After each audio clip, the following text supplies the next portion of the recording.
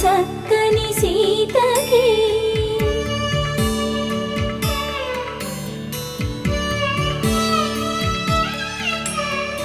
ఎర్ర జాబిలి చేయి రాముడేడని అడుగుతుంటే